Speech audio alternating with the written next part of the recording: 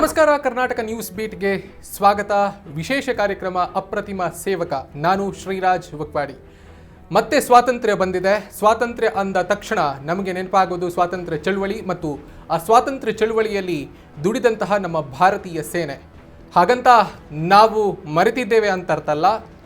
ಈ ಕ್ಷಣ ಅಥವಾ ಈ ಸಂದರ್ಭ ಆ ಸಂದರ್ಭವನ್ನು ಭಾರತೀಯ ಸೇನೆಯನ್ನು ನೆನಪಿಸಿಕೊಳ್ಳುವುದಕ್ಕೆ ಸುಸಂದರ್ಭ ಅಂತ ಹೇಳ್ತಾ ಆ ಎಲ್ಲ ಭಾರತೀಯ ಸೇನೆಯನ್ನು ಭಾರತೀಯ ಸ್ವಾತಂತ್ರ್ಯ ಹೋರಾಟಕ್ಕಾಗಿ ನಡೆದಂತಹ ಸ್ವಾತಂತ್ರ್ಯ ಚಳುವಳಿಯನ್ನು ನೆನಪಿಸಿಕೊಳ್ಳುತ್ತಾ ಗೌರವಿಸಿಕೊಳ್ಳುತ್ತಾ ಇವತ್ತು ಈ ವಿಶೇಷ ಕಾರ್ಯಕ್ರಮದಲ್ಲಿ ನಮ್ಮ ಜೊತೆಗೆ ವಾರೆಂಟ್ ಆಫೀಸರ್ ಶ್ರೀಧರ್ ಭಟ್ ಇದ್ದಾರೆ. ಇಂಡಿಯನ್ ಏರ್ ಫೋರ್ಸ್ನಲ್ಲಿ ಬಹಳ ವಿಶೇಷವಾಗಿ ಸೇವೆಯನ್ನು ಸಲ್ಲಿಸಿದ್ದು 26 ವರ್ಷಗಳ ಕಾಲ ಸೇವೆಯನ್ನು ಸಲ್ಲಿಸಿದ್ದಾರೆ. ಅವರ ಅನುಭವಗಳನ್ನು ಅವರ ಮಾತುಗಳನ್ನು ಕೇಳ್ತಾ ಹೋಗೋಣ. ಮೊದಲಿಗೆ ಅವರನ್ನು ಕಾರ್ಯಕ್ರಮಕ್ಕೆ ಸ್ವಾಗತ ಮಾಡಿಕೊಳ್ತೇನೆ. ಸರ್, ಅತ್ಯಂತ ಪ್ರೀತಿಯ ಸ್ವಾಗತ ತಮಗೆ. ನಮಸ್ಕಾರ ಸರ್. 79ನೇ ವರ್ಷದ ಸ್ವಾತಂತ್ರ್ಯೋತ್ಸವದ ಶುಭಾಶಯಗಳು ನಿಮಗೂ ಕೂಡ ಮತ್ತು ನಿಮ್ಮ ಎಲ್ಲ ಕೇಳುಗರಿಗೂ. ನಿಮಗೂ ಕೂಡ ಸ್ವಾತಂತ್ರ್ಯೋತ್ಸವದ ಶುಭಾಶಯಗಳು. ಧನ್ಯವಾದಗಳು ಸರ್. ನಿಮ್ಮ ಮುಖದಲ್ಲಿ ಶೌರ್ಯದ ಸಂಕೇತ ಇನ್ನೂ ಎದ್ದು ಕಾಣಿಸ್ತಾ ಇದೆ. ಮತ್ತೆ ಸ್ವಾತಂತ್ರ್ಯ ಬಂದಿದೆ. ಸ್ವಾತಂತ್ರ್ಯ ಅಂದ ತಕ್ಷಣ ನಿಮಗೆ ಏನು ನೆನಪಾಗುತ್ತೆ? ಸ್ವಾತಂತ್ರ್ಯ ಅಂದ ತಕ್ಷಣ ನಮಗೆ ನೆನಪಾಗುವಂಥದ್ದು ನಮ್ಮ ಭಾರತೀಯ ಸ್ವಾಭಿಮಾನದ ಪ್ರತೀಕ ಅಂತ ಹೇಳುವಂಥದ್ದು. ಅಂದರೆ ಒಂದು ದೇಶಕ್ಕೆ ಸ್ವಾತಂತ್ರ್ಯ ಇದೆ ಅಂತ ಹೇಳಿದರೆ ಆ ದೇಶ ಒಂದು ಪ್ರಬುದ್ಧ ರಾಷ್ಟ್ರವಾಗಿ ಮುಂದೆ ನಡೆಯುತ್ತೆ ಅಂತ ಹೇಳುವಂಥದ್ದು ಅದರ ಒಂದು ಪ್ರತೀಕ. ನಾವು ಗುಲಾಮಗಿರಿಯಿಂದ ಹೊರಗೆ ಬಂದಿದ್ದೀವಿ, ನಮ್ಮದೇ ಆಡಳಿತದಲ್ಲಿ ನಾವಿದ್ದೀವಿ. ಆದ್ದರಿಂದ ನಮ್ಮ ಒಂದು ಅಭಿವೃದ್ಧಿ ಪಥವನ್ನು ನಾವೇ ಸ್ವೀಕರಿಸಿಕೊಂಡು ಮುಂದೆ ಹೋಗ್ತಾ ಇದ್ದೀವಿ ಹೇಳುವಂಥ ಒಂದು ಶುಭ ಸಂದರ್ಭ ಈ ಸ್ವಾತಂತ್ರ್ಯೋತ್ಸವ ಅಂತ ಹೇಳುವಂಥದ್ದನ್ನು ಹೇಳೋಕ್ಕೆ ಇಷ್ಟಪಡ್ತೀನಿ. ಸರ್, 1980ರಲ್ಲಿ ನೀವು ಭಾರತೀಯ ಸೇನೆಗೆ ಜಾಯ್ನ್ ಆಗ್ತೀರಿ ಅಂತ. 1980ರಿಂದ 2006 ಸುಮಾರು 26 ವರ್ಷಗಳ ಕಾಲ ನೀವು ಭಾರತೀಯ ಸೇನೆಯಲ್ಲಿ ಇಂಡಿಯನ್ ಏರ್ ಫೋರ್ಸ್ನಲ್ಲಿ ಬಹಳ ವಿಶೇಷವಾಗಿ ವಾರೆಂಟ್ ಆಫೀಸರ್ ಆಗಿ ಕೆಲಸ ಮಾಡ್ತೀರಿ. ಆ ಎಲ್ಲ ನೆನಪುಗಳನ್ನು ಒಮ್ಮೆ ನೆನಪಿಸಿಕೊಳ್ಳೋದಾದರೆ, ನಾನು 1980ರಲ್ಲಿ ಡಿಗ್ರಿ ಕಾಲೇಜಿಗೆ ಸೇರಿದ್ದಷ್ಟೇ. ಆ ಸಂದರ್ಭದಲ್ಲಿ ಭಾರತೀಯ ವಾಯುಸೇನೆ ಸೇರುವಂತಹ ಒಂದು ರಿಕ್ರೂಟ್ಮೆಂಟ್ ಕಾಲ್ ಆವಾಗ ಟಿ ವಿ ಎಲ್ಲ ಇರಲಿಲ್ಲ, ನ್ಯೂಸ್ ಪೇಪರಲ್ಲಿ ಬಂದಿತ್ತು. ಪೇಪರ್ ಅಡ್ವರ್ಟೈಸ್ಮೆಂಟು ಆವಾಗ ನಮ್ಮ ಕರಾವಳಿ ಕರ್ನಾಟಕದಲ್ಲೆಲ್ಲ ಇದ್ದದ್ದು ಹೆಚ್ಚಾಗಿ ಉದಯವಾಣಿ. ಈಗಿನ ಥರ ಬೇರೆ ಬೇರೆ ನ್ಯೂಸ್ ಪೇಪರ್ಗಳು ಶುರುವಾಗಿರಲಿಲ್ಲ. ಅದರಲ್ಲಿ ಬಂದಿತ್ತು. ಬಂದದ್ದನ್ನು ಓದಿ ಆ ಮೂಲಕ ನಾನು ಇಂಜಿನಿಯರಿಂಗ್ ಸ್ಕೀಮಿಗೆ ನಾನು ಭಾರತೀಯ ವಾಯುಸೇನೆಗೆ ಅಪ್ಲಿಕೇಶನ್ ಹಾಕಿದ್ದೆ, ಅರ್ಜಿ ಹಾಕಿದ ಮೇಲೆ ಸುಮಾರು 1-2 ತಿಂಗಳಾದ ಮೇಲೆ ಅವರು ನನಗೆ ಪರೀಕ್ಷೆಗೆ ಕರೆದಿದ್ದರು ಬೆಂಗಳೂರಿಗೆ.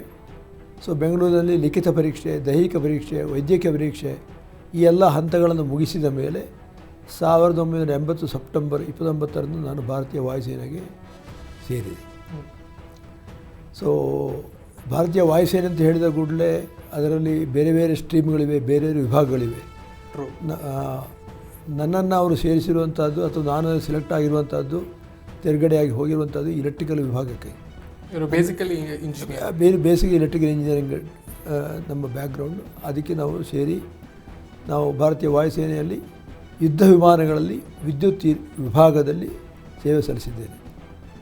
ಸರ್, ಬಹಳ ವಿಶೇಷವಾಗಿ ವಾಯುಸೇನೆಯಲ್ಲೂ ಕೂಡ ನೀವು ಯುದ್ಧ ವಿಮಾನಗಳ ಮೇಂಟೆನೆನ್ಸ್ ಮಾಡ್ತಿದ್ರಿ ಅಂತ. ಹೌದು. ಸೊ ಆ ಎಲ್ಲ ಕಾರ್ಯಗಳು ಹೇಗೆ ನಡೀತಾ ಇತ್ತು? ಅಂದರೆ ಸಾಮಾನ್ಯವಾಗಿ ಜನರಿಗೆ ಏನು ಗೊತ್ತಿದೆ ಕೇಳಿದರೆ ವಾಯುಸೇನೆ ಯುದ್ಧ ವಿಮಾನಗಳನ್ನು ಚಲಾಯಿಸೋದು ಅಥವಾ ಅದರ ಆಪರೇಟ್ ಮಾಡೋದು ಅಷ್ಟೇ ಗೊತ್ತಿರುತ್ತೆ. ಸೊ ಹಿಂದಿನ ಕೆಲಸಗಳು ಗೊತ್ತಿರಲ್ಲ ಅಂತ.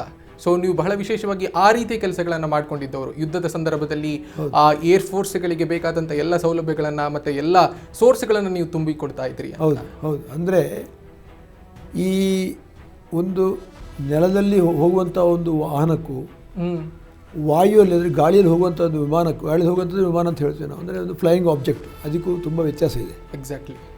ನೆಲದಲ್ಲಿ ಹೋಗುವಂಥ ಒಂದು ವಾಹನ, ಅದು ಬಸ್ ಇರ್ಬೋದು, ಕಾರು ಇರ್ಬೋದು, ಅದನ್ನು ಒಬ್ಬನೇ ಒಬ್ಬ ಟೆಕ್ನಿಷಿಯನ್, ಒಬ್ಬನೇ ಒಬ್ಬ ತಾಂತ್ರಿಕ ಅಥವಾ ಒಬ್ಬನೇ ಒಬ್ಬ ಇಂಜಿನಿಯರ್ ಅದನ್ನು ಸುಸ್ಥಿತಿಲಿಡುವಂತಹ ಒಂದು ಕೆಲಸ ಮಾಡ್ಬೋದು. ಬಟ್ ವಿಮಾನದ ವಿಚಾರ ಬಂದಾಗ ಏರ್ಕ್ರಾಫ್ಟ್ ಅಂತ ಹೇಳ್ತೀವಿ ಅಥವಾ aeroplane whatever you call, ಆವಾಗ ಒಬ್ಬರಿಂದಲೇ ಅದು ಆಗುವಂಥ ಕೆಲಸ ಅಲ್ಲ. ಅದರಲ್ಲಿ ವಿಮಾನದಲ್ಲಿ ಬೇರೆ ಬೇರೆ ವಿಭಾಗಗಳಿವೆ. ನಮ್ಮ ಫ್ಲೈಟ್ ಇನ್ಸ್ಟ್ರುಮೆಂಟೇಷನ್ ಅಂತೇಳಿ ಬೇರೆ ಇದೆ, ಫ್ಲೈಟ್ ಎಲೆಕ್ಟ್ರಿಕಲ್ಸ್ ಬೇರೆ ಇದೆ, ಫ್ಲೈಟ್ ಇಂಜಿನಿಯರ್ ಅಂತ ಬೇರೆ ಇದೆ, ಹಾಗೆಯೇ ಫ್ಲೈಟ್ ಆರ್ಮಮೆಂಟ್ಸ್ ಅಂತೇಳಿ ಬೇರೆ ಇದೆ, ಏರೋಪ್ಲೇನ್ ಸ್ಟ್ರಕ್ಚರ್, ಫ್ಯೂಸಲೇಜ್ ಸ್ಟ್ರಕ್ಚರ್ ನೋಡ್ಕೊಳ್ಳಿಕ್ಕೆ ಬೇರೆ ಬೇರೆ, ಹಾಗೆ ಬೇರೆ ಬೇರೆ ಇಂಜಿನಿಯರಿಂಗ್ ವಿಭಾಗಗಳಿವೆ. ಸೊ ಈ ಎಲ್ಲ ವಿಭಾಗದ ತಾಂತ್ರಿಕರು ಪರೀಕ್ಷೆ ಮಾಡಿ ಅದನ್ನು ಸರಿ ಇದೆ ಅಂತೇಳಿ ಸಹಿ ಮಾಡಿದ ನಂತರನೇ ವಿಮಾನ ಯುದ್ಧಕ್ಕೆ ಪೈಲಟ್ ಬಂದುಬಿಟ್ಟು ವಿಮಾನವನ್ನು ಸ್ಟಾರ್ಟ್ ಮಾಡಿ ಅದನ್ನು ಟೇಕ್ ಆಫ್ ಮಾಡೋಕ್ಕಾಗುತ್ತೆ. ಅಂದರೆ ಒಬ್ಬರಿಂದ ವಿಮಾನವನ್ನು ದುರಸ್ತಿಯಲ್ಲಿ ಇಡೋಕ್ಕೆ ಅಥವಾ ಸರ್ವಿಸೇಬಲ್ ಕಂಡೀಷನ್ ಇಡಲಿಕ್ಕೆ ಸಾಧ್ಯ ಆಗಲ್ಲ. ಸೊ ಈ ಜನರೆಲ್ಲ ತಿಳ್ಕೊಳ್ತಾರೆ ಪೈಲಟ್ ಬಂದ್ಬಿಟ್ಟು ವಿಮಾನ ಹಾರಿಸ್ಕೊಂಡು ಹೋದರು ಅಂತೇಳಿ ಆಪರೇಟ್ ಮಾಡ್ತಾರೆ. ಅದು ಹಾಗಲ್ಲ. ಅದ್ರ ಹಿಂದ್ಗಡೆ ತುಂಬ ಗ್ರೌಂಡ್ ವರ್ಕ್ ಇದೆ. ಆ ವಿಮಾನ ಸುಸ್ಥಿತಿಯಲ್ಲಿ 100% ಸರ್ವಿಸೇಬಲ್ ಕಂಡೀಷನ್ ಇದ್ದರೆ ಮಾತ್ರ ವಿಮಾನ ಗಾಳಿಯಲ್ಲಿ ಹಾರೋಕ್ಕೆ ಸಾಧ್ಯ, ಅಥವಾ ಅದು ನಮ್ಮ ಗುರಿ ಮುಟ್ಟಿ ನಾವು ನಮ್ಮ ಶಸ್ತ್ರುಗಳ ತಾಣವನ್ನು ನಾಶಪಡೋದಕ್ಕೆ ಸಾಧ್ಯ ಆಗುತ್ತೆ.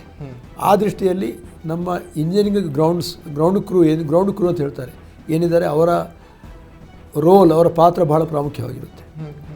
ಸರ್, ಒಂದು ಸಂಕ್ಷಿಪ್ತವಾಗಿ ಅದರ ಬಗ್ಗೆ ಹೇಳ್ಬೋದಾ, ಯಾವ ಥರದ ಮೇಂಟೆನೆನ್ಸ್ ಇರುತ್ತೆ ಅಂತ? ಅಂದರೆ ಸಾಮಾನ್ಯವಾಗಿ ಜನರಿಗೆ ಗೊತ್ತಿರಲ್ಲ. ನೀವೀಗ ಏನು ಹೇಳಿದ್ರಿ, ಆಪರೇಷನ್ ಏನು ಮಾಡ್ತಾರೆ, ಆಗ ಫ್ಲೈಟ್ಗಳನ್ನು ಅಂದರೆ ಯುದ್ಧ ವಿಮಾನಗಳನ್ನು ಆಪರೇಟ್ ಮಾಡ್ತಾರೆ ಅನ್ನೋದಷ್ಟೇ ಗೊತ್ತಿರುತ್ತೆ. ಸೊ ಈ ಥರದ ಈಗ ಯುದ್ಧಕ್ಕೆ ಹೋಗುವ ಸಂದರ್ಭದಲ್ಲಿ ಈ ಥರದ ಮೇಂಟೆನೆನ್ಸ್ ಯಾವ ರೀತಿ ನಡೆಯುತ್ತೆ ಅಂತ?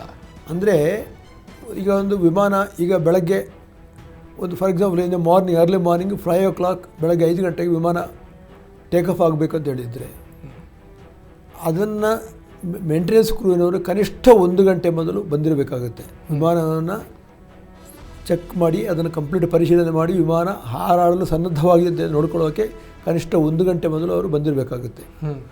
ಸೊ ಈಗ ನಾನು ಎಲೆಕ್ಟ್ರಿಕಲ್ ಇಂಜಿನಿಯರಿಂಗ್ ಆಗಿ ನಮ್ಮ ಡಿಪಾರ್ಟ್ಮೆಂಟ್ ಬಗ್ಗೆ ನಾನು ಹೇಳಬೇಕಿದ್ರೆ, ನಾವು ಬಂದ ಕೂಡಲೇ ನಾವು first thing what we do is we have to see the aeroplanes battery condition. Actually ಅದನ್ನು ಪ್ರೀವಿಯಸ್ ಡೇ ಯಾಕಂದರೆ ನೆಕ್ಸ್ಟ್ ಡೇಗೆ ಯಾವಾಗಲೂ ರೆಡಿ ಮಾಡಿ ಇಟ್ಟಿರ್ತೀವಿ. But we come and see the battery condition and ಏರೋಪ್ಲೇನ್ನ ಕಂಪ್ಲೀಟ್ ಒಂದು ಎಕ್ಸ್ಟರ್ನಲ್ ಚೆಕ್ ಮಾಡ್ತೀವಿ.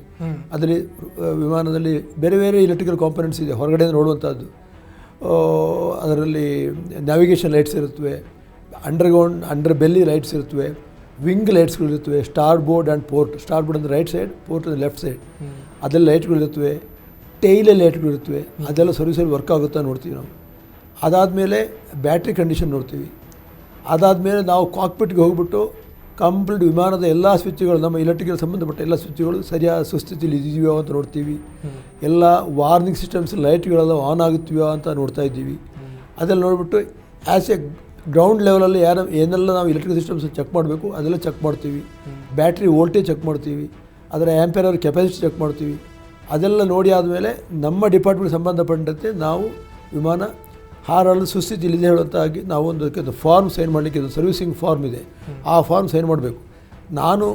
ನಾವು ಎಲೆಕ್ಟ್ರಿಕಲ್ ಇಂಜಿನಿಯರಿಂಗ್ನವರು ಹೇಗೆ ಸೈನ್ ಮಾಡ್ತೀವೋ ಅದೇ ಥರ aircraft engine technical department sign ಮಾಡಬೇಕಾಗುತ್ತೆ. ಫ್ಲೈಟ್ ಅವಿಯಾನಿಕ್ಸನ್ನು ಸೈನ್ ಮಾಡಬೇಕಾಗುತ್ತೆ, ಫ್ಲೈಟ್ ಇನ್ಸ್ಟ್ರುಮೆಂಟೇಷನ್ ಸೈನ್ ಮಾಡಬೇಕಾಗುತ್ತೆ, ಫ್ಲೈಟ್ ಆರ್ಮಮೆಂಟ್ಸ್. ಫಾರ್ ಎಕ್ಸಾಂಪಲ್ ಆ ಏರೋಪ್ಲೇನ್ ರಿಯಲ್ ವಾರಿಗೆ ಹೋಗ್ತಿದ್ದರೆ ಫಾರ್ ಎಕ್ಸಾಂಪಲ್, ಅಥವಾ ಎನಿಮಿ ಟಾರ್ಗೆಟ್ಗೆ ಹೋಗ್ತಿದ್ರೆ, ಅಥವಾ ಒಂದು ಟೈರಿಂಗ್ ಶಾಟ್ಗೆ ಹೋಗ್ತಿದ್ರೆ, ಅದರಲ್ಲಿ ನಾವು ಮಿಸೈಲ್ ಲೋಡ್ ಮಾಡಿರ್ತೀವಿ, ರಾಕೆಟ್ ಲೋಡ್ ಮಾಡಿರ್ತೀವಿ, ಅಥವಾ ಅದರೊಳಗೆ ಬಾಂಬ್ ಲೋಡ್ ಮಾಡಿರ್ಬೋದು. ಆರ್ಮೆಂಟ್ ಟೆಕ್ನಿಷಿಯನ್ಸ್ಗಳು ಸೈನ್ ಮಾಡಬೇಕಾಗುತ್ತೆ. ಎಲ್ಲರೂ ಸೈನ್ ಮಾಡಿ ಆದಮೇಲೆ ಒಬ್ಬರು ಓವರ್ ಆಲ್ ಇನ್ಚಾರ್ಜ್ ಅಂತ ಒಬ್ಬರು ಇರ್ತಾರೆ, ಹಿ ವಿಲ್ ಸೈನ್. ಅದೆಲ್ಲ ಸೈನ್ ಆದ ಕೂಡಲೇ aircraft is ready for flying ಅಂತ ಲೆಕ್ಕ. Then only aircraft is ready for flying.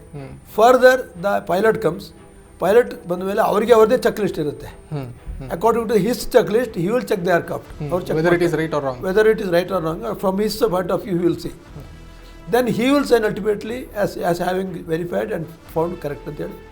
ಅದಾದಮೇಲೆ ಏರ್ಕ್ರಾಫ್ಟ್ ಸ್ಟಾರ್ಟ್ ಮಾಡಲಿಕ್ಕೆ ಎಗೈನ್ ನಮ್ಮ ಡಿಪಾರ್ಟ್ಮೆಂಟಿಂದ ನಮ್ಮ ಕೆಲಸ ಇದೆ. We have to give the starting aggregate ಅಂತ ಹೇಳಿರುತ್ತೆ, ಗ್ರೌಂಡ್ ಸ್ಟಾರ್ಟಿಂಗ್ ವೆಹಿಕಲ್. ಅದರಿಂದ ಪವರ್ ಕೊಡ್ತೀವಿ ನಾವು. ಆ ಪವರ್ ಕೊಟ್ಟು ಏರ್ಕ್ರಾಫ್ಟ್ ಸ್ಟಾರ್ಟ್ ಆಗುತ್ತೆ. ದೆನ್ ನಮ್ಮ ಫ್ಲೈಟ್ ಸೇಫ್ಟಿ ಆಪರೇಟರ್ಸ್ ಇರ್ತಾರೆ, then they close the cockpit, they lock the cockpit.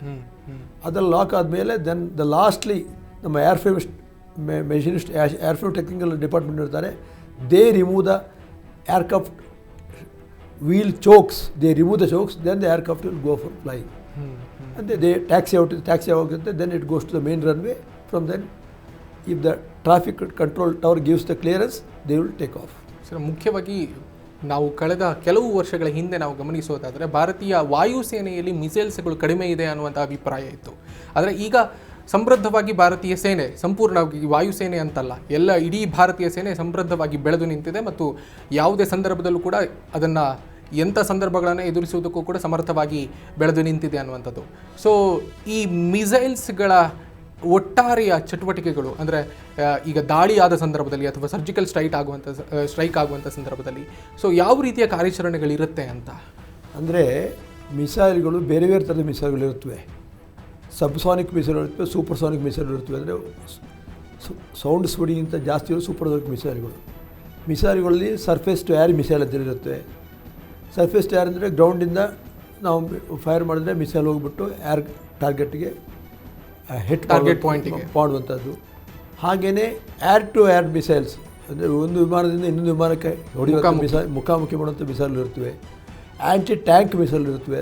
There are different types of missiles. ಈಗ ಒಂದು short range missiles 100 kilometre 200 kilometre 300 kilometre ಮಿಸೈಲ್ಸ್ಗಳು ಇರ್ತವೆ. Like Agni missiles and all those things.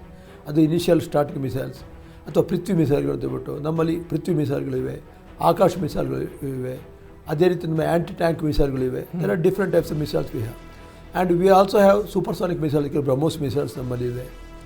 So ಇವೆಲ್ಲ ICBM ಅಂದರೆ intercontinental ballistic missile ಅಂತ ಹೇಳ್ಬಿಟ್ಟು. ಅಂದರೆ ಅದರ ರೇಂಜ್ ಒಂದು ಸಲ ನಾವು ಮಿಸೈಲನ್ನು ಫೈರ್ ಮಾಡಿದ್ರೆ it covers a range of 5,000 kilometres and ಎವೇ.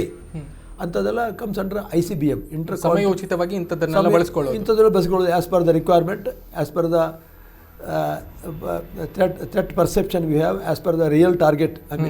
So accordingly it can be fired. So as that time passed by ಅಥವಾ ನಾವು ಈಗ ಸಮಯ ಮುಂದುವರೆದಂಗೆ, ಟೆಕ್ನಾಲಜಿ ಮುಂದುವರೆದಂಗೆ ನಾವು ಇಂಡಿಜಿನಿಯಸ್ ಪ್ರೊಡಕ್ಷನ್ ಮಾಡ್ತಾ ಇದ್ದೀವಿ. And we are prepared to face any sort of challenges from any enemy countries. So ಇತ್ತೀಚಿನ ದಿನಗಳಲ್ಲಿ ನಾವು ಅದನ್ನು ಗಮನಿಸಿದ್ದೇವೆ ಅಂತ. ಸೊ ಬಹಳ ವಿಶೇಷವಾಗಿ ನೀವು ಶ್ರೀನಗರ, ಉತ್ತರ ಪ್ರದೇಶದಲ್ಲಿ ಹೆಚ್ಚು ಕೆಲಸ ಮಾಡಿದ್ದೀರಿ. ತಮ್ಮ 26 ವರ್ಷಗಳ ಜರ್ನಿ ಏನಿದೆ ಭಾರತೀಯ ಸೇನೆಯೊಂದಿಗೆ ಹೇಗಿತ್ತು? ನೀವು ಬಹಳ ವಿಶೇಷವಾಗಿ ಕಾರ್ಗಿಲ್ ಯುದ್ಧದ ಸಂದರ್ಭದಲ್ಲೂ ಕೂಡ ಮಿಗ್ ಮತ್ತು ಜಾಗ್ವರ್ ಅಂತ ಯುದ್ಧ ವಿಮಾನಗಳ ಮೇಂಟೆನೆನ್ಸ್ ಕೂಡ ಮಾಡಿದ್ದೀರಿ ಅಂತ. So how it was the situation? MiG ವಿಮಾನ ಅಂತ ಹೇಳಿದ್ರೆ ರಷ್ಯನ್ ವಿಮಾನ. ಒರಿಜಿನಲಿ ರಷ್ಯನ್ ವಿಮಾನ. ಇನಿಷಿಯಲಿ ನಾವೆಲ್ಲ ರಷ್ಯಾದಿಂದ ಫುಲ್ ವಿಮಾನ ಬಂದಿದ್ದು. ಆಮೇಲೆ ವಿಮಾನವನ್ನು ಭಾರತದಲ್ಲಿ ಅಸೆಂಬಲ್ ಮಾಡಿ ಪ್ರೊಡಕ್ಷನ್ ಮಾಡುವಂಥ ಸಿಸ್ಟಮ್ HALನಲ್ಲಿ, ಹಿಂದೂಸ್ತಾನ್ ಏರೋನಾಟಿಕ್ಸ್ ಯೂನಿವರ್ಸಿಟಿ ಮಾಡಿರುವಂಥದ್ದು. ಸೊ ನಮ್ಮ main backbone till decade ago ನಮ್ಮ ಭಾರತೀಯ ವಾಯುಸೇನೆಯ ಬೆನ್ನೆಲುಬಾಗಿ ನಿಂತಿರುವಂಥ ವಿಮಾನ ಅಂದರೆ MiG aeroplane. And Russian technology ತುಂಬ stubborn and very strong, very fit system was there in the Russian technology, very robust, rather you can say. So it was very dependable aircraft. But ಈಗಿನ as compared to generation aircraft ಈಗ ಏನಿದೆ ಅದಕ್ಕೆ ಹೋಲಿಸಿದ್ರೆ it is far better. It was earlier, it was being used. So technologically it was lesser sophisticated, it was lesser sophisticated as compared to the present day aircrafts. But it was our mainstay in Indian Air Force for so many years, for many decades. So in Kargil ವಾರದಲ್ಲೂ MiG-21 aircraft ತುಂಬ ದೊಡ್ಡ ಪಾತ್ರ ವಹಿಸಿದೆ.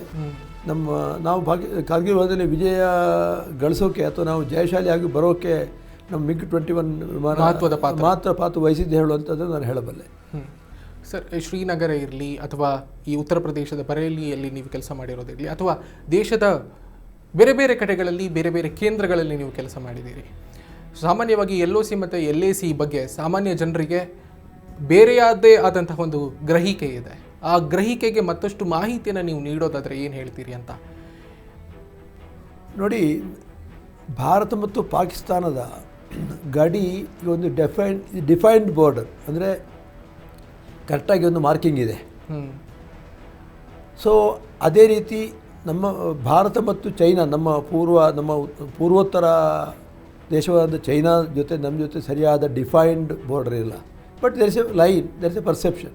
So ಇದಿಷ್ಟು ನಮ್ಮದು, ಇದಿಷ್ಟು ನಿಮ್ಮದು ಹೇಳುವಂಥ ಒಂದು ಪರ್ಸೆಪ್ಷನ್ ಇದೆ. And they are trying to occupy. ಅದು ಅವರ ಒಂದು ಎಕ್ಸ್ಪಾನ್ಸಿಸ್ಟ್ ಆ್ಯಟಿಟ್ಯೂಡ್ ಚೈನಾದ್ದು. ಯಾವಾಗಲೂ that is the reason we are alerted in that border at all times. ಈಗ ಗಲ್ವಾನ್ ಸ್ಕಿರ್ಮಿಶ್ ಆಗಿರ್ಬೋದು, ಅಥವಾ ಅವರು ನಮ್ಮ ಅಸ್ಸಾಂ ಕಡೆಯಿಂದ ಅಥವಾ ಅರುಣಾಚಲ ಪ್ರದೇಶ ಕಡೆಯಿಂದ ಎಲ್ಲ ಅವರು ಅಗ್ರೆಷನ್ ಮಾಡ್ತಾ ಇರೋದೇ ಅದೇ ಉದ್ದೇಶದಿಂದ ಅಟ್ಯಾಕ್ ಮಾಡಲಿಕ್ಕೆ ಟ್ರೈ ಮಾಡ್ತಾ ಇದ್ದಾರೆ. ಬಟ್ ನಮ್ಮ ಸೇನೆ ಸಶಕ್ತವಾಗಿದೆ, ಸನ್ನದ್ಧವಾಗಿದೆ. ಆದ್ದರಿಂದ ನಮ್ಮ ಟೂ ಈಸಿ ಅಂತ. It's not at all easy, it's not all easy. And if at all not an inch of land Indian land has been seeded, I mean it has been protected ಅಂತ ನನಗೆ ಗೊತ್ತಿರುವಂಥ ಮಾಹಿತಿ ಪ್ರಕಾರ ನಾನು ಹೇಳುವಂಥದ್ದು. So ಈ ಒಂದು ಅವರು ಚೀನಾ ತನ್ನ ಭೂಪಟದಲ್ಲಿ ಏನು ಮಾಡ್ಕೊಂಡಿದೆ ಅಂತ ಕೇಳಿದರೆ, ಅರುಣಾಚಲ ಪ್ರದೇಶನ ಅವರ ಭೂಪಟ, ಹೊಸ ಭೂಪಟವನ್ನು ಸೃಷ್ಟಿ ಮಾಡಿಕೊಂಡು ಇದು ನಮಗೆ ಸೇರಿದ್ದು, ಆ ಥರದ ಒಂದು ಚರ್ಚೆ ರಾಜಕೀಯವಾಗಿಯೂ ಕೂಡ ಬಹಳ ದೊಡ್ಡ ಮಟ್ಟದಲ್ಲಿ ಆಯಿತು ಅಂತ. ಆಯಿತು ಅಂತ ಹೇಳಿದರೆ ಅದು ಅವರ ಆ್ಯಟಿಟ್ಯೂಡ್ ತೋರಿಸುತ್ತೆ ಅಥವಾ ಅವರ ವರ್ತನೆ ತೋರಿಸುತ್ತೆ. ಅವರು ಇನ್ನಿನ್ನು ಭೂ ಕಬಳಿಕೆ ಮಾಡುವಂಥ ಉದ್ದೇಶ ಇರೋದರಿಂದ ಅವರು ಅರುಣಾಚಲ ಪ್ರದೇಶವನ್ನು ಇನ್ಕ್ಲೂಡಿಂಗ್ ಪಾಸ್ಪೋರ್ಟಲ್ಲೂ ಅವರು ಅರುಣಾಚಲ ಪ್ರದೇಶವನ್ನು ಪ್ರತ್ಯೇಕವಾಗಿ ತೋರಿಸುವಂಥ ಒಂದು ಕೆಲಸ ಮಾಡ್ತಾ ಇದ್ದಾರೆ. ಅದು ಇಂಟರ್ನ್ಯಾಷನಲಿ ಅಥವಾ ಅದು ಯುನೈಟೆಡ್ ನೇಷನ್ ದೃಷ್ಟಿಯಿಂದ ಅದು ಮಾನ್ಯತೆ ಪಡೆದಿಲ್ಲ. ಸೊ ಭಾರತ ಅರುಣಾಚಲ ಪ್ರದೇಶ ಯಾವಾಗಲೂ ಹಿಂದೂನು ಮುಂದೂನು ಇವತ್ತೂ ನಮ್ಮ ಅವಿಭಾಜ್ಯ ಅಂಗವಾಗಿರುತ್ತೆ.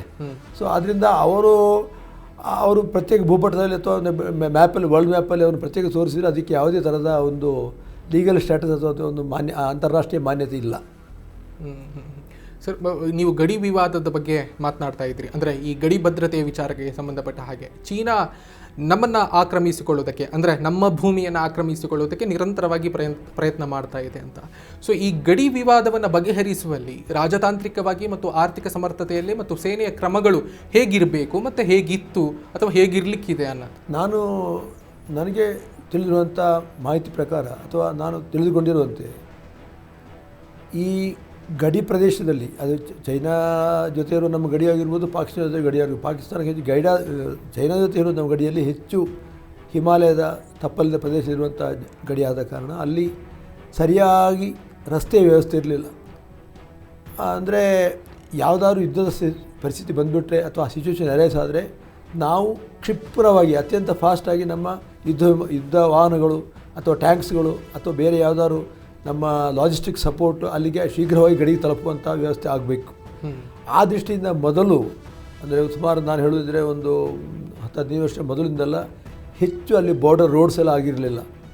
ಈಗ ಆ ಮೊದಲಿನ ಸ್ಥಿತಿಗೆ ಹೋಲಿಸಿದರೆ ಈಗ there is a wide connectivity for the border areas. ಅಂದರೆ in case of any requirement our defence forces can reach the border area very fast. So that is a very plus point for the defence forces. ಅಂದರೆ ನಾವು effectively we can stop the threat perception from the enemy countries. ಯಾಕೆಂದರೆ ಅಷ್ಟು ನಮ್ಮ border ಏರಿಯಾದಲ್ಲಿ develop ಆಗಿದೆ. ಅದಕ್ಕೆ BRO ಅಂತೇಳಿ, border road organisation ಅಂತ ಹೇಳಿದೆ. ಆ BRO ಹೋಗ್ಬಿಟ್ಟು ಎಲ್ಲ ಕಡೆಯೂ ಅದು comes under the ministry of defence. So they have created a wide network of roads across the line, across our actual line of control. So ಆದ್ದರಿಂದ ಈಗ ಅಲ್ಲಿ there is a lot of improvement so far as our defense connectivity is concerned for the borders. ಈ ಒಂದು we are strong sir. ನಮಗೆ ಈ ಚೀನಾದ ವಿಚಾರಕ್ಕೆ ಸಂಬಂಧಪಟ್ಟ ಹಾಗೆ ಇರಲಿ ಅಥವಾ ಪಾಕಿಸ್ತಾನದ ವಿಚಾರಕ್ಕೆ ಸಂಬಂಧಪಟ್ಟ ಹಾಗೆ ಇರಲಿ, ಮತ್ತೆ ಮತ್ತೆ ನಮ್ಮನ್ನು ಕೆರಳಿಸುವಂಥ ಪ್ರಯತ್ನ ಆ ಉಭಯ ದೇಶಗಳಿಂದಲೂ ಕೂಡ ಆಗ್ತಾ ಇದೆ ಅಂತ. ಸೊ ಅಂದರೆ ಇಲ್ಲಿ ಈ ವಿಚಾರದಲ್ಲಿ ನಾವು ಬಹಳ ಮುಖ್ಯವಾಗಿ ಗಮನಿಸಬೇಕಾಗಿರೋದು ಏನು ಕೇಳಿದರೆ, ನಾವೆಲ್ಲೋ ಒಂದು ಕಡೆಯಲ್ಲಿ ರಾಜತಾಂತ್ರಿಕವಾಗಿ ಸೋಲ್ತಾ ಇದ್ದೇವಾ? ಸೋತಿಲ್ಲ ಅಂತ ನಾನು ಹೇಳೋಕ್ಕೆ ಪ್ರಶ್ನೆ ಮಾಡ್ತೀನಿ. ಯಾಕಂತ ಹೇಳಿದ್ರೆ ನಾವೀಗ ಫಾರ್ ಎಕ್ಸಾಂಪಲ್ ಮೊನ್ನೆ ಪಹಲ್ಗಾಮ್ ಕಾನ್ಫ್ಲಿಕ್ಟ್ ಏನೋ ಆಯಿತು, ಆ ಟೈಮಲ್ಲಿ ಅಷ್ಟೇ ನಮ್ಮ ಚುನಾಯಿತ ಸಂಸದರು ಅಥವಾ ಸಂಸದರ ಒಂದು ಬೇರೆ ಬೇರೆ ಟೀಮ್ಗಳನ್ನು ಮಾಡಿ ನಮ್ಮ ಭಾರತ ಸರ್ಕಾರ ಬೇರೆ ಬೇರೆ ದೇಶಗಳಿಗೆ ಕಳಿಸಿಕೊಟ್ಟಿದೆ, ನಿಯೋಗ ಕಳಿಸಿಕೊಟ್ಟಿದೆ. ಆ ನಿಯೋಗ ಕಳಿಸಿಕೊಟ್ಟು ನಮ್ಮ ಭಾರತ ದೇಶದ ಆ ಪಹಲ್ಗಾಮ್ ಗಲಾಟೆಯ ಬಗ್ಗೆ ನಮ್ಮ ದೇಶದ ನಿಲುವು ಏನಿದೆ ಅಥವಾ ನಮ್ಮದು ವಾಸ್ತವ ವಿಚಾರ ಏನು ಹೇಳುವಂಥದ್ದನ್ನು ನಾವು ಬೇರೆ ಬೇರೆ ದೇಶಗಳಿಗೆ ನಮ್ಮ ನಿಯೋಗಗಳು ಹೋಗಿ ಹೇಳಿಕೊಟ್ಟಿವೆ. ಆದ್ದರಿಂದ ಆ ವಿಚಾರದಲ್ಲಿ ಸರಿಯಾದಂಥ ಪ್ರಚಾರ ಅಥವಾ ಸೂಕ್ತವಾದಂಥ ಒಂದು ಇನ್ಫಾರ್ಮೇಷನ್ ಡಿಸಿಮೇಷನ್ ಆಗಿದೆ ಅಂತ ಹೇಳುವಂಥದ್ದು ಒಂದು ಪಾಯಿಂಟ್. ಮತ್ತು ಈ so far as the border disputes is concerned ಅಥವಾ ನಮ್ಮ ಗಡಿ ವಿವಾದ ಅಂತ ಹೇಳುವಂಥದ್ದು ಅದು ಒನ್ ಟೈಮ್ ಸೆಟಲ್ಮೆಂಟ್ ಆಗುವಂಥ ವಿಚಾರಗಳಲ್ಲ. It will be prolonged time, ಅಂದರೆ ಜಾಸ್ತಿ ಸಮಯ ತಗೊಳ್ಳುವಂಥ ವಿಚಾರಗಳು. ಯಾಕಂದರೆ ಪಾಕಿಸ್ತಾನ ಸುಮಾರು ಈಗಲೂ ಪಾಕಿಸ್ತಾನ ಅದು ಇಂಟರ್ನ್ಯಾಷನಲ್ ಫಾರಮಲ್ಲಿ ಅದು ಹೇಳ್ತಾರೆ ಬರ್ತಾ ಇದೆ, Kashmir disputed area, J&K is our property, it suppose to go to us ಅಥವಾ it has to be independent ಅಂತ ಹೇಳುವಂಥ ಹೇಳ್ತಾ ಇದೆ. ಅದಕ್ಕೆ ನನಗೆ ತಿಳಿದ ಮಟ್ಟಿಗೆ ಅಥವಾ ನನಗೆ ಹೇಳಿದಿರುವಂತೆ ಈ ಗಡಿ ವಿವಾದ ಅಥವಾ ಈ ಕಾಶ್ಮೀರ ವಿಚಾರವನ್ನೆಲ್ಲ ನಮಗೆ ಸ್ವಾತಂತ್ರ್ಯ ಸಿಕ್ಕಿದ ಸಮಯದಲ್ಲೇ ಸರಿಯಾಗಿ ಅದನ್ನು ನಿಭಾಯಿಸಿದ್ದಿದ್ದರೆ ಅಥವಾ ಈ ಆರ್ಟಿಕಲ್ 370 ಟೆಂಪರರಿ ಏನು ತಂದಿದ್ದರು ಅದನ್ನು ಒಂದು ಅವಧಿ ಮುಗಿದ ಮೇಲೆ ಅದು ಒಂದು ಅಪ್ ಟು ಸ್ಪೆಸಿಫಿಕ್ ಪೀರಿಯಡ್ ತೆಗೆದಿದ್ದರೆ ಈ ಕಾಶ್ಮೀರದ ಗಲಾಟೆ ಎಲ್ಲ ಬರ್ತಿರಲಿಲ್ಲ ಅಂದರೆ ನಾನೊಂದು ಆ್ಯಸ್ ಎ ಒಂದು ಕಾಮನ್ ಸಿಟಿಸನ್ ಆಗಿ ಹೇಳುವಂಥ ವಿಚಾರಗಳು. ಸರ್ ಬಹಳ ವಿಶೇಷವಾಗಿ ನೀವು ಇಂಡಿಯನ್ ಏರ್ಫೋರ್ಸಲ್ಲಿ ಕೆಲಸ ಮಾಡಿರೋದು. ಸೊ ಏರ್ಫೋರ್ಸಿಗೆ ನಮಗೆ ಸ್ಟ್ರೆಂತ್ಗೆ ಬೇಕಾಗಿರೋ ಹಾಗೆ ನಮಗೆ ಮಿಸೈಲ್ಸ್ಗಳು ಜಾಸ್ತಿ ಬೇಕು ಅಂತ. ಸೊ ಮಿಸೈಲ್ಸ್ಗಳೆಲ್ಲವೂ ಕೂಡ ಭಾರತದಲ್ಲಿ ಆಗಬೇಕಾಗಿರುವಂಥ ಎಲ್ಲ ಸಾಮರ್ಥ್ಯಗಳಿದ್ದರೂ ಕೂಡ ನಾವೀಗ ಫ್ರಾನ್ಸಿಂದ ರಫೇಲ್ಸ್ಗಳನ್ನು ಖರೀದಿ ಮಾಡಿದ್ವಿ, ಆಮೇಲೆ ರಷ್ಯಾದ ಜೊತೆಗೆ ಮಿಸೈಲ್ಸ್ ತಯಾರಿ ಮಾಡೋದಕ್ಕೆ ಒಪ್ಪಂದಗಳನ್ನು ಮಾಡಿಕೊಂಡ್ವಿ. ಸೊ ಯಾಕೆ ಈ ಥರದ ಒಪ್ಪಂದಗಳು ಬೇಕೇ ಬೇಕಾ ಅಥವಾ ಏನು ಅಂದರೆ ಯಾವ ರಾಷ್ಟ್ರನೂ 100ಕ್ಕೆ 100 ಅವರು ಇಂಡಿಜಿನಿಯಸ್ ಆಗಿ ಅಥವಾ ಅವರು ಸೆಲ್ಫ್ ಸಫಿಷಿಯೆಂಟ್ ಆಗಿ ಬದುಕಲಿಕ್ಕೆ ಸಾಧ್ಯ ಇರಲ್ಲ. ಡಿಫೆನ್ಸಿನ ವಿಷಯ ಬಂದಾಗ ಅಥವಾ ದೇಶದ ರಕ್ಷಣೆ ವಿಷಯ ಬಂದಾಗ ಯಾವ ರಾಷ್ಟ್ರವೇ ಆಗಿರಲಿ, ಅದಕ್ಕೆ ಯುನೈಟೆಡ್ ಸ್ಟೇಟ್ಸ್ ಆಗಿರಲಿ ಅಥವಾ ರಷ್ಯಾ ಆಗಿರಲಿ ಅಥವಾ ಭಾರತ ಆಗಿರಲಿ ಪಾಕಿಸ್ತಾನ ಆಗಿರಲಿ, ಯಾವುದೇ ರಾಷ್ಟ್ರ ಆದರೂ ಕೆಲವು ವಿಚಾರಗಳಿಗೆ ಇನ್ನೊಂದು ದೇಶವನ್ನು ಅವಲಂಬಿಸಬೇಕಾಗಿರುತ್ತೆ. ಅದು ಅಲ್ಲದೆ ನಮ್ಮಲ್ಲಿ ನಾವು ನಮ್ಮ ಟೆಕ್ನಾಲಜಿಕಲ್ ಅಡ್ವಾನ್ಸ್ಮೆಂಟ್ ಅಥವಾ 1947 ಇಸವಿಯಿಂದ ಶುರುವಾಗ್ಬಿಟ್ಟು 2025 ಹೋಲಿಸಿದರೆ ನಾವು ಗ್ರ್ಯಾಜುವಲಿ ಟೆಕ್ನಾಲಜಿಕಲಿ ಅಡ್ವಾನ್ಸ್ ಆಗಿ ಬಂದಿದ್ದೀವಿ. ಈಗ ಫಾರ್ ಎಕ್ಸಾಂಪಲ್ ಈಗ ನಮ್ಮ HAL ತೇಜಸ್ ಅಂತ ಹೇಳುವಂಥ ಒಂದು ಹೆಸರು ಕೊಟ್ಟಿರುವಂಥ ಒಂದು ಮಲ್ಟಿ ರೋಲ್ ಏರ್ಕ್ರಾಫ್ಟ್ ಈಗ ಪ್ರೊಡಕ್ಷನ್ ಆಗ್ತಾಯಿದೆ. ಸೊ ಅದು ನಮ್ಮ ಡಿಫೆನ್ಸ್ ಸರ್ವಿಸಿನ ರಿಕ್ವೈರ್ಮೆಂಟಿಗೆ ಹೊಂದಿಕೊಂಡು ಇನ್ನೂ ಪ್ರೊಡಕ್ಷನ್ ಸಾಕಾಗ್ತಾ ಇಲ್ಲ, ಇನ್ನು ಮುಂದೆ ಮಾಡಬೇಕಾಗಿದೆ. ಅದಕ್ಕೆ ಈ ನಮ್ಮ ಇಂಡಿಜಿನಸ್ ಪ್ರೊಡಕ್ಷನ್ಗೋಸ್ಕರವಾಗಿ ಸೆಲ್ಫ್ ರಿಲಯನ್ಸ್ಗೋಸ್ಕರವಾಗಿ ಅಥವಾ ನಮ್ಮ ಮೋದಿಯವರ ನಮ್ಮ ಪ್ರಸಕ್ತ ಪ್ರಧಾನಮಂತ್ರಿಗಳ ಆತ್ಮನಿರ್ಭರ್ ಭಾರತ ಹೇಳುವಂಥ ಒಂದು ಕಲ್ಪನೆ ಅಡಿ ನಿಧಾನವಾಗಿ ಅಥವಾ ಗ್ರ್ಯಾಜುವಲಿ ಆ್ಯಂಡ್ ಫರ್ಮ್ಲಿ ನಮ್ಮ DRDO defence research and development ಆರ್ಗನೈಸೇಷನಿಂದ ಎಲ್ಲ ವಿಚಾರಗಳು ಮುಂದೆ ಬರ್ತಾ ಇದ್ವಿ. ಟೆಕ್ನಾಲಜಿ ಅಡ್ವಾನ್ಸ್ಮೆಂಟ್ ಆಗ್ತಾ ಇದೆ and state of art weaponry production ಆಗ್ತಾ ಇದೆ, ಕಾಂಬ್ಯಾಟ್ ವೆಹಿಕಲ್ಸ್ ಪ್ರೊಡಕ್ಷನ್ ಆಗ್ತಾ ಇದೆ, ಮಿಸೈಲ್ಸ್ ಪ್ರೊಡಕ್ಷನ್ ಆಗ್ತಾ ಇದೆ, ಅದೇ ಥರ ಬೇರೆ ಬೇರೆ ಆರ್ಮೆಂಟ್ಸ್ ಪ್ರೊಡಕ್ಷನ್ ಆಗ್ತಾ ಇದೆ. ಇದು ಎಲ್ಲವನ್ನೂ DRDO ಇಂದ ಒಂದೊಂದೇ ಆಗ್ತಾ ಇದೆ. There is an accountability for that purpose and we are advancing fast. Sir, ನೀವು ವೃತ್ತಿಯಲ್ಲಿ ಇದ್ದಾಗ ಮತ್ತು ಈಗ ನಿವೃತ್ತಿಯಲ್ಲಿ ಇರುವಾಗ ಸೇನೆ ಒಂದಿಷ್ಟು ಬದಲಾವಣೆಯನ್ನು ಕಂಡಿದೆ, ಅದ್ರ ಬಗ್ಗೆ ಏನು ಹೇಳ್ತೀರಿ ಅಂತ? ನಾನು ಹೇಳುವಂಥ ವಿಚಾರ ಏನಂತ ಹೇಳಿದ್ರೆ, ಈ ವಿಚಾರದಲ್ಲಿ ಸೇನೆ ಸ್ಟ್ರೆಂತ್ ವೈಸ್ ಕೆಪಾಸಿಟಿ ಇವಾಗ ಮೊದಲಿಗಿಂತ ಜಾಸ್ತಿ ಆಗಿ ಅಂತ ಹೇಳಬಲ್ಲ. ಯಾಕಂದರೆ the government of the day ಅಥವಾ ಪೊಲಿಟಿಕಲ್ ಎಸ್ಟಾಬ್ಲಿಷ್ಮೆಂಟ್ ಏನಿದೆ, they are trying to prove the size of the defence forces. Prove ಮಾಡಿದ್ರೆ ಅದರಿಂದ ಒಂದು the strength of the defence forces has to be reduced without compromising security of the nation. ಆ ದೃಷ್ಟಿಯಿಂದ ಈಗ ಅಗ್ನಿವೀರ್ ಅಂತ ಹೇಳುವಂಥದ್ದನ್ನು ಅವನು ತೊಗೊಂಬಂದಿದ್ದಾರೆ. ಅಗ್ನಿವೀರ್ ಸ್ಕೀಮಿಂದ ನನಗೆ ತಿಳಿದಿರೋ ಹಂಗೆ ಏನಂತ ಹೇಳಿದ್ರೆ, ಈಗಿನ ಯೂತ್ ಜನರೇಷನಿಗೆ ಒಂದು ಸೇವೆಯಲ್ಲಿ ಅಂದರೆ ಸೇನೆಯಲ್ಲಿ ಸೇವೆ ಮಾಡುವಂಥ ಒಂದು ಅವಕಾಶ. ಅದರಿಂದ ಅವರು they will be disciplined citizen of the country and ಅದರಲ್ಲಿ if they are able to prove in the defence services they will be permanently absorbed. Suppose after specific period of time ಅಥವಾ ಸ್ಪೆಸಿಫಿಕ್ ಟೆನ್ಯೂರ್ ಅವ್ರು ಹೊರಡೆ ಬಂದರೆ ಅವರಿಗೆ ಬೇರೆ ಕಡೆ ಕೆಲಸಕ್ಕೆ reservations ಇರುತ್ತವೆ. ಅದು ಯಾವ ಸ್ಟೇಟ್ ಗೌರ್ಮೆಂಟಲ್ಲಿ ಸೆಂಟ್ರಲ್ ಗೌರ್ಮೆಂಟಲ್ಲಿ ಪಬ್ಲಿಕ್ ಸೆಕ್ಟರ್ ಅಂಡರ್ಟೇಕಿಂಗ್ಗಳಲ್ಲಿ ಅವರಿಗೆ ರಿಸರ್ವೇಷನ್ ವ್ಯವಸ್ಥೆ ಇರುತ್ತೆ, ಸ್ಪೆಷಲ್ ರಿಸರ್ವೇಷನ್ ಇರುತ್ತೆ. ಸೊ ಈ ಒಮ್ಮೆ ಡಿಫೆನ್ಸ್ಗೆ ಸೇರಿ ಒಬ್ಬನು ಡಿಫೆನ್ಸ್ ಸರ್ವಿಸ್ ಪರ್ಸನ್ ಆಗಿಬಿಟ್ಟು ಅಥವಾ ಅವನು ಸೇರಿದರೆ ಅವನಿಗೆ ಹಿ will B highly disciplined, he will be very honest and he will be very upright and is committed, is A result oriented person ಆಗಿ ಅವ್ರು ಹೊರಗೆ ಬರ್ತಾರೆ. So always he will B asset for the nation. So that way Agniveer scheme it is for reaching benefit ಇದೆ ಹೇಳುವಂಥದ್ದನ್ನು ನಾನು ಹೇಳಬಲ್ಲೆ. ಹೇಗೆ ಒಬ್ಬ ಸೈನಿಕ ಭಾರತಕ್ಕೆ ಕೊಡುಗೆಯಾಗಿ ಅಥವಾ ಆಸ್ತಿಯಾಗಿ ಬೆಳಿತಾನೆ ಅಥವಾ ಅವನ ಕೊಡುಗೆಗಳು ಹೇಗಿರುತ್ತೆ ಅಂತ ಅಂದರೆ ಅದನ್ನು ಭಾರತ ಸೇನೆ ಯಾವ ರೀತಿಯಲ್ಲಿ ಪಡೆದುಕೊಳ್ಬೋದು? ಅಂದರೆ ಒಬ್ಬ ವ್ಯಕ್ತಿ ಸರ್ವಸಾಧಾರಣವಾಗಿ ಒಬ್ಬ ರ್ಯಾಂಕ್ಸಲ್ಲಿ ಒಬ್ಬ ಸೇನೆಗೆ ಸೇರೋದು ಅಂತ ಹೇಳಿದ್ರೆ ಅವನು 18ರಿಂದ 20 ವರ್ಷ 21 ವರ್ಷದೊಳಗೆ ಅವನು ಸೇನೆಗೆ ಸೇರ್ತಾನೆ. ಅಂದರೆ ಅವನ ತರುಣಾವಸ್ಥೆಯ ಒಂದು ಮೊದಲ ಹಂತದಲ್ಲೇ ಅವನು ಸೇನೆಗೆ ಸೇರ್ತಾನೆ. ಅದರಿಂದ ಅವನು ದೈಹಿಕವಾಗಿ ಮಾನಸಿಕವಾಗಿ ಸಕ್ಷಮನಾಗಿರ್ತಾನೆ. Is physically and mentally very fit. So at that time, so when he is joining the defense services, maybe army, air force, navy, so initially he will be given a training and depending upon his aptitude in the system, ಅವ್ರು ಯಾವ ಸಿಸ್ಟಮಲ್ಲಿ ಅವ್ರಿಗೆ aptitude ಬಂದಿರುತ್ತೆ ಆ ಸಿಸ್ಟಮಲ್ಲಿ ಅವ್ರಿಗೆ training ಕೊಡ್ತಾರೆ. Training ಕೊಟ್ಟ ಮೇಲೆ then he will be posted to training ಅಂತ ಹೇಳಿದ್ರೆ there will be 2 types of trainings. ಒಂದು initially there will be physical training. Physical training, he has to be physically fit at all times. Second thing, he will be given a technical training. A technical training is the system in which he is going to work. That will be called as a technical training. If he is going to be in the tanks, he will be trained in the tanks. If he is going to work in a missile squadron, then he will go and get training in the missile systems or other technical systems. He will be given training. Then he will be deployed in the real field at the real defense station where he is supposed to work. And there he will be, the job will be taken out of him. So ಸುಮ್ಮನೆ ಕುತೂಹಲಕ್ಕೆ ಕೇಳ್ತೀನಿ, ಅಂದರೆ ನೀವು air ಫೋರ್ಸಲ್ಲಿ ಬಹಳ ವಿಶೇಷವಾಗಿ ನೀವು maintenance ಮಾಡ್ತಾ ಇದ್ರಿ, ನಿಮಗೆ ಯುದ್ಧದ ಸಂದರ್ಭದಲ್ಲಿ ಆಪ್ರೇಟ್ ಮಾಡುವಂತಹ ಅವಕಾಶಗಳೇನಾದರೂ ಸಿಕ್ಕಿತ್ತಾ? ಆ ಥರದ ಟ್ರೈನಿಂಗ್ ಕೂಡ ನಿಮ್ಗೆ ಆಗಿತ್ತಾ ಅನ್ನುವಂಥದ್ದು? ಆಗಿತ್ತು. ನಾನು ಭಾರತೀಯ ವಾಯುಸೇನೆಯಲ್ಲಿ ರಾಜಸ್ಥಾನದ ಬಾರ್ಡ್ರಲ್ಲೇ ನಮ್ಮದು ಒಂದು ದೊಡ್ಡ ಏರ್ಫೋರ್ಸ್ ಸ್ಟೇಷನ್ ಇದೆ. ನಾನು ಅಲ್ಲಿ ಕೆಲಸ ಮಾಡ್ತಾಯಿದ್ದೆ. ಅಲ್ಲಿ ಎಲೆಕ್ಟ್ರಿಕ್ ಇಂಜಿನ್ ಡಿಪಾರ್ಟ್ಮೆಂಟ್ ನಾವು ಮಿಗ್ ಬಂದಲ್ಲಿ ಕೆಲಸ ಮಾಡ್ತಾಯಿದ್ದೆ. ಕೆಲಸ ಮಾಡ್ತಾಯಿದ್ದಾಗ ಒಂದು ರೆಡ್ ಅಲರ್ಟ್ ಅಂತ ಹೇಳ್ಬಿಟ್ರೆ we are ready for the war. That situation is raised. So at that time yes, as good as, of course, only the triggering was left, that's all. The button was not pressed. Otherwise we were ready for the full war. The full aircraft was loaded with the missiles, with the rockets, everything. So one night, 2 o'clock we were told, there was no prior any alert. 2 o'clock we were told you have to go and make the aircraft ready. By 3 o'clock the aircraft has to be ready. It has a live, it's not that I'm telling the actual thing what happened. By 3 o'clock the aircraft was made ready. 1 hour was minimum required for us to make the aircraft ready. By 3 o'clock the aircraft was ready, and the aircraft was fully loaded with all required weaponaries. And we were ready to hit our enemy targets. So that, but ultimately it has not escalated into a war. So, but in my period of service, the Kargil war is the one which we won decisively.